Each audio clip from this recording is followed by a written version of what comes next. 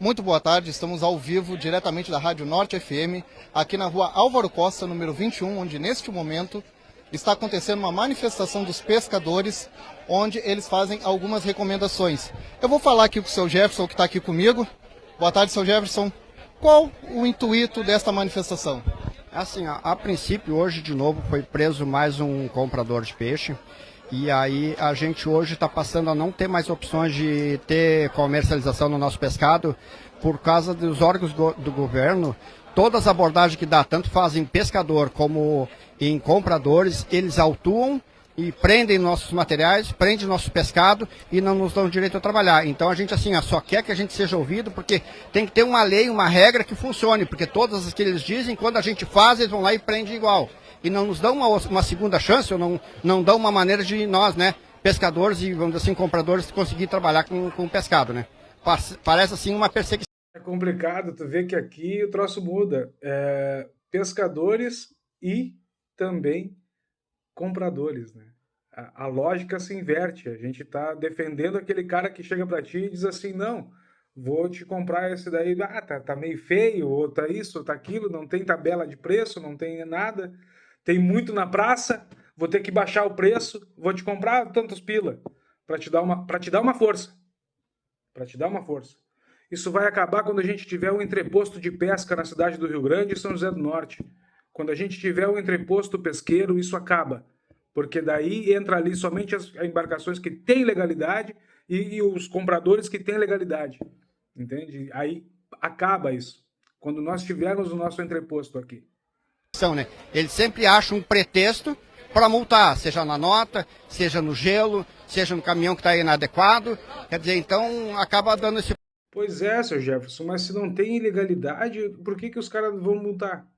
Se o caminhão, o senhor mesmo fala, o caminhão está inadequado. Pô, ponto, acabou. Dois errados não fazem o certo. Vamos adiante. Problema, né? Uma perseguição contra o pescador, né, do nosso Rio Grande do Sul, que sustenta boa parte do estado e do Brasil, né? Pegando esse ganchinho aqui do seu Jefferson ali, falando a respeito dessa mobilização que está sendo feita ali em São José do Norte, e bastante interessante ele falar que são os órgãos do governo, né, que no caso ali seria o IBAMA, que está fazendo essa questão, essa apreensão. Mas assim, dois errados não fazem um certo. E o que eu quero dizer com isso? Se foi pego, a firma foi pega em flagrante, né, cometendo fraude, não tem nota, não tem origem, não tem nada. Mas isso é mais um reflexo, infelizmente, do que a gente tem passado nos últimos anos, né? Nos últimos 20 anos, aí, desde que começou todo esse processo de desindustrialização da nossa cidade. E é o reflexo disso. Por que não tem origem o peixe desse cidadão? Porque a embarcação que pescou talvez não tenha nem mesmo pessoas embarcadas dentro dela. Né? As relações de trabalho estão alteradas. O problema que nós temos na pesca hoje em dia é um problema estrutural, né? Que vai desde a relação de trabalho do armador com o pescador até chegar ao ponto que chegou agora, do IBAMA chegar na empresa, como agora há pouco tempo atrás também, ali numa outra empresa aqui também na cidade do Rio Grande, essa de São José do Norte. Mas aqui no Rio Grande a gente teve 307 toneladas de curvina que foram apreendidas, que não se sabe de onde veio. É esse o peixe que não entra dentro de nenhuma estatística. Que a gente diz assim, mas vai gerar estatística sim, só que em outro estado. Não vai ser estatística nossa daqui. Não vai ser industrializado aqui. Ele passa por aqui, né, de formas escusas, muitas das vezes, e não tributa, não deixa nada para nós aqui. Esse peixe passa direto. Ele simplesmente é capturado na nossa região aqui, né? E vai embora. O problema está na estrutura que é feito, as relações de trabalho principalmente. Porque uma embarcação que tem o seu CTS, que é o cartão de tripulação de segurança, todo embarcado dentro dela, né, é uma situação onde essa embarcação tem toda a documentação, tem todas as coisas a ver, ela não tem por que estar se esquivando e fazendo contratos sem nota fiscal. Ela não tem que estar vendendo peixe sem nota fiscal. Ela não tem que estar vendendo peixe sem a licença para aquele peixe que ela está capturando. Entende? Então, existe um problema, sim. Existe, é estrutural. Isso está impedindo o pescador de trabalhar? Sim, está impedindo o pescador de trabalhar. Está muito difícil ser pescador hoje em dia. Para a gente poder ter um pouco mais de dignidade, a gente tem que se render ao êxodo de sair daqui para lá. Só que o que acontece em contrapartida disso? O problema, ele tem que ser efetivamente combatido na raiz. Hoje, beleza, fizeram essa apreensão. Tudo bem, tá apreendido. Só que o que gerou isso? O problema vem antes disso. Vem antes disso, lá na relação de trabalho. Os caras hoje em dia estão pegando e trabalhando por droga, pô. Eu não tô... eu queria muito estar fantasiando, querendo dizer uma coisa que na realidade não existe.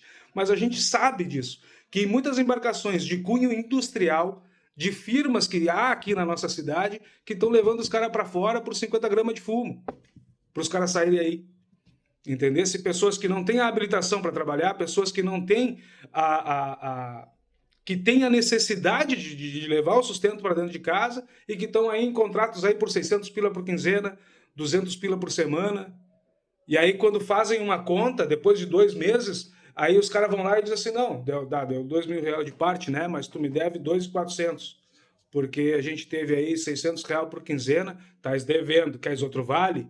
E fica sempre nessa elíptica, ou seja, tu passou 2 meses à disposição da embarcação, tu passou 2 meses trabalhando, se tu é um cara que tem um cargo com responsabilidade de remendar uma rede, de trocar o óleo de um motor, de ficar à disposição, fazendo vigia, e dane-se, cara, entendesse? E tu não tem uma carteira assinada, não vai ter o benefício de poder te aposentar logo em seguida, então tá muito difícil trabalhar dessa forma. Só que o problema está na estrutura. E sim, são os órgãos governamentais que têm que dar jeito nisso. São a fiscalização que tem que combater esse tipo de precariedade que a gente vive hoje. Vou deixar em seguida aqui o vídeo também do rapaz do IBAMA falando, que é interessante também a gente ter uma contrapartida. Com o Bonilha, né? Isso, Luiz Bonilha. Tudo bom? Boa tarde. É uma fiscalização aqui de rotina? Conta um pouquinho pra gente. Sim, o IBAMA está, durante as operações, claro que nós intensificamos, né, a nossa fiscalização. Nós estamos numa operação de fiscalização que já dura dias, né?